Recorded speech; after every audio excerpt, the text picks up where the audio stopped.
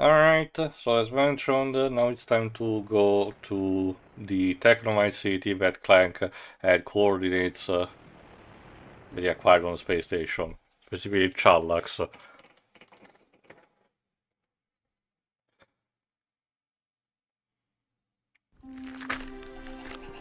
This doesn't look too hospitable. Looks like Maybe they put in Mars. false coordinates to throw us off the trail. Wait, do not throw that. Whoa, look at this. It's a hover car. Good eyes, pal. I was about to toss our only hope halfway across the planet. Okay. Notably, here you can start another Clank shoot 'em up section, but because it's nearly identical to the first one, we might as well avoid that. It's nothing that's really worth watching. It just gives you So a bunch of yes. bolts and another piece of armor. Now it's time to become small again for the entire Technomite city. Yep, time to really show off the gimmick of why size matters. Teehee TM. You know, again, like you mentioned to you, it's kind of a funny coincidence that when a lot of classic platformers made their way to handheld, that they usually involved the gimmick of being shrunk or enlarged. I get the idea that was the thought process during development because of the fact that they were developed on a smaller, looking console with inferior capabilities of what home ones would be. So probably during the development, they're like, hey, wouldn't it be neat if we actually structure the entire, story or a gameplay element around a factor similar to this? I do think it was a bit of a shame that for Crash and Spyro being ex PlayStation series, they never had They never had games made specifically for the PSP. It was only on the GBA and DS. Yeah, the PSP only received, only for Crash received ports, and those were not even particularly good, to be honest. Spyro did not even get the luxury. Yeah, I was gonna say Spyro didn't get one. No. Yeah, I think it was because this was at the time where. Well, they could have given him 4 PSP ports of the Legend series. It was roughly around that time, but for some reason they stuck to the GBA and DS. Anyway, the polarizer that we acquired after the race serves for these context-sensitive points that have a magnet on them. Anyway, if you noticed, I also acquired in the meantime a new set of armor, which is called the Crystallix, which, produces crystals, of course. And the reason I'm waiting enough is because, much like in any airport, if you wait long enough for your luggage, you smash the shit out of it. Well, something close to that. What, you go to airports and smash other people's luggage? I don't know. That's very specific, Dwibs.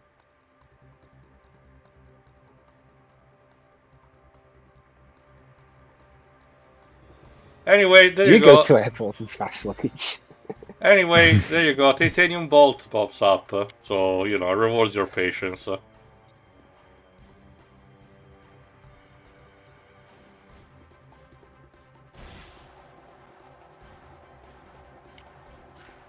And I guess it gives us the courtesy of killing 2 of the 3 enemies. Not sure why these enemies are the Einstein of mooks. A giant black powerful wind can blow me into the sides and destroy me. I'll run right into it. What's the worst that can happen? These guys look like the prototype from Minions. Well, actually, that's the Incognito boot. I'm not sure what is he doing here. He doesn't even speak to you in this game, but he's here to sell you mods for your weapons. These are very specific and augments a specific capacity of that. Like, for example, giving you a better auto-lock feature, giving a bit of extra damage, and so on.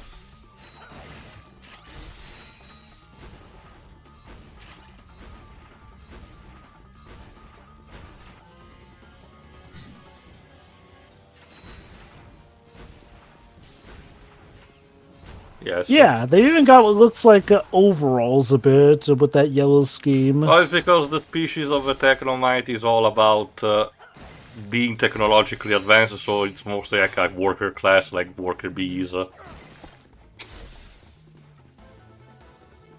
Anyway, for the time being, again, this is actually one of the shortest planets you can actually go through if you know what you're doing. It's mostly because it also has a relatively big boss fight at the end. Neat.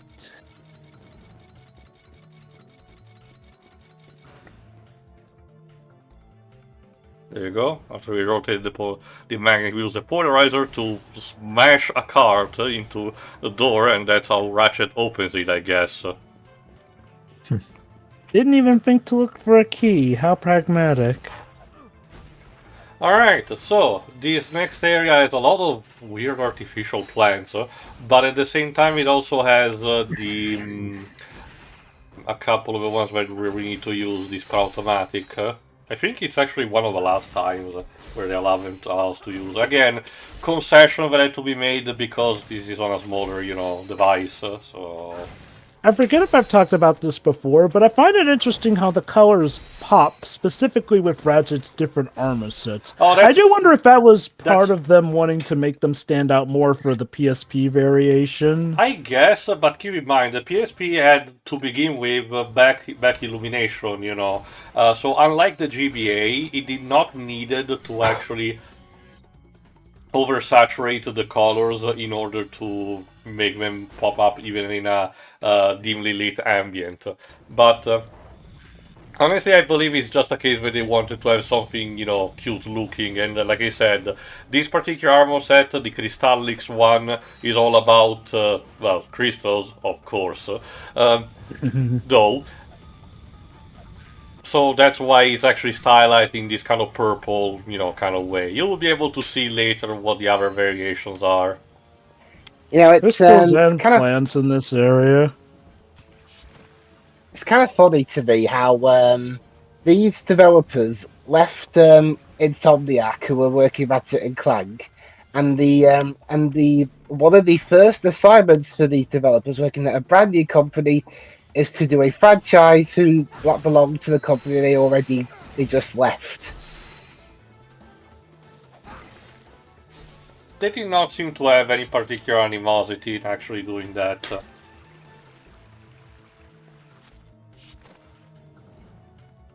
If you like, if a good portion of Sonic Team left, and their first assignment was doing a Sonic spin-off. The next Rystar game, let's go with that. I mean, for all intents and purposes, or that's or new Puyo Puyo Tetris.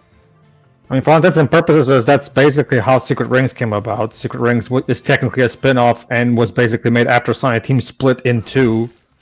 So... Mm-hmm. Is that because of what happened when Yuji Naka just fucked off?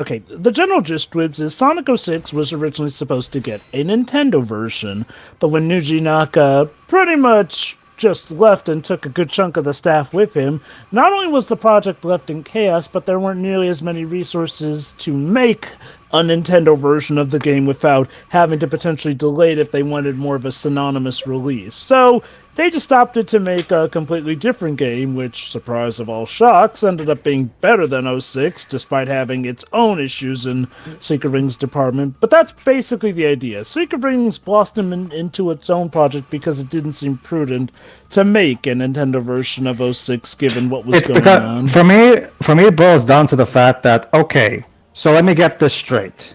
You've realized that you can't make a Sonic 06 port to the Wii because the Wii is not as powerful, so it would take having to rebuild the entire game from the ground up. So you basically decide, okay, in that case, let's just not make it a Wii port, so we can just focus on the versions we already have, instead of just piling more difficulties into this pile of crap of development cycle. But no, they instead decide to have this half team that was supposed to make the Wii port just completely separate from the 06 project to make their own thing, which basically now the 06 team is rendered down to just a fourth of its original size. Great management. I kind of get why they did it, because Ironically, Nintendo has kind of been the platform Sonic's run the best with sales-wise, so I get why they did not want to miss out on having a new hot Nintendo title for it. And hey, I will say this, I do like what Secret Links gave us overall, but yeah, I'm gonna have to agree that it was unfortunately one of many decisions that would cripple 06's development, and we all know the end result. I mean, that particular era of Wii versions of HD games was weird. Like Star Wars: The Force Unleashed, for example. From what I've played of Force Unleashed, as I'll call it, through the Switch, it's just basically a lesser version of the HD game with somehow the voice acting in that version is noticeably inferior. Like, instead of just using the voice clips that they had from the HD version, they just re-recorded the whole game dialogue again with the same actors, just for the SD version, and it's noticeably worse. It sounds like actors who already did the thing not long ago.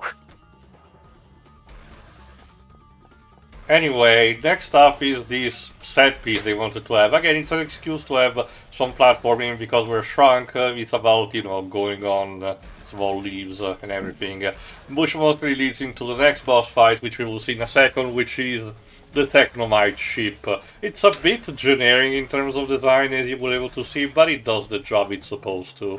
So there is I'll admit, for a moment, I thought the next boss was going to be whichever spider made that web.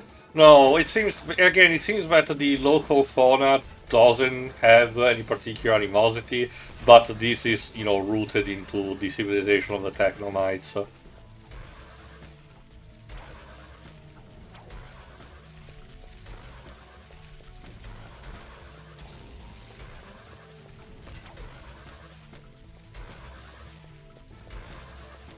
Also, this ship is actually very, polite in actually not attacking while we're actually next to the gadget from Vendor. Okay. It's like, look, I want to settle this mano a mano, but I don't attack a man while he's gearing up. And it's just not in our code. Is relatively easy. Just pay attention to the laser that it shoots, and occasionally it will do it in bursts instead of just continuously. The thing is that, as you can see, it's still a bit spongy. I am making it look easy, but keep in mind, my lacerators right now are at max level, and as you can see, I'm almost out of ammo anyway. The game, if I recall correctly at this point, really suggests that you should buy the rocket launcher, and try to use that. If I recall correctly, that's where it starts becoming available, because that one actually does the job, makes the job more easy against this one. Your point, Jover, about a guy not shooting somebody while he's armoring up. He's really, honestly, Jover, I think he's really stupid. I mean, when an episode of Power Rangers, Ninja Storm specifically, has a monster smartening up and attacking a ranger mid-morph, lately I've kind of been like, no, just shoot him while he's doing his morphing thing. It also depends, Dweebs, because, in the words of a Joker, where's the fun in that? Yeah, and how often does the Joker succeeded because of that? Well, to be fair, that's a point of view, since sometimes Joker considers just the fact that he gets to play with Batman enough of a win. See, the thing is, Dweebs, your definition of winning varies differently from the Joker's. But anyway, Dweebs, I said it was honor bound. I didn't say it was the smartest thing, but there are some people who just want to operate on a code in that regard. Although, that being said, if we're talking about playing fair, technically, Ratchet and Clank could just crush this civilization at their regular size when you think about it. This will be something slightly referenced before the final dungeon. Keep that in mind.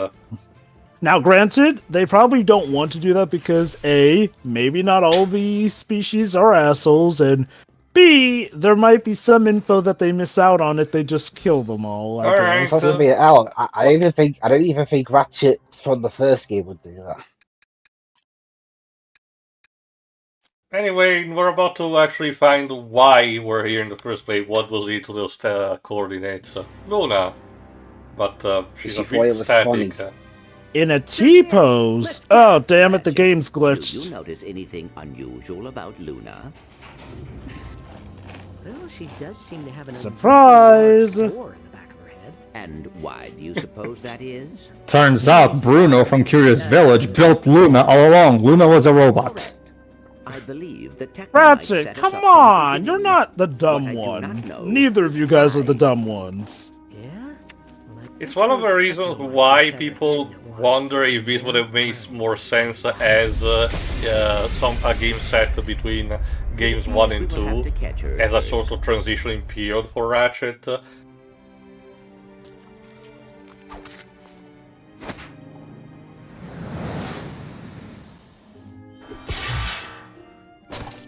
Great news, fellas! I found my father!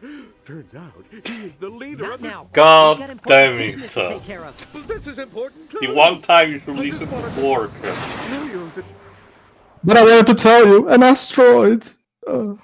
But anyway, again, this is why a lot of people wondered if this would have made more sense as a transitioning piece between game Yeah. 1 and 2, because again, Ratchet would make sense to still be not completely stupid, but more clueless and more prone to act instinctually, you know. I'm still I fine can- on how it is right now, but I can see what the argument comes from. I think I can sort of start to see why fans would rag on this one a bit more than Deadlocked. Like, don't get me wrong, Deadlocked was not the best narrative, but at its worst, it's mainly subdued. This one, I do get it. It's trying to be more bouncy and funny, but I do think it doesn't always get the characters the best as a result. Hey, we shall see. Anyway, tuning for the next part where we chase off the, well, bot at this point, Luna, on the Danny Moons, I think they're called. See ya. Yeah. See ya. Yeah.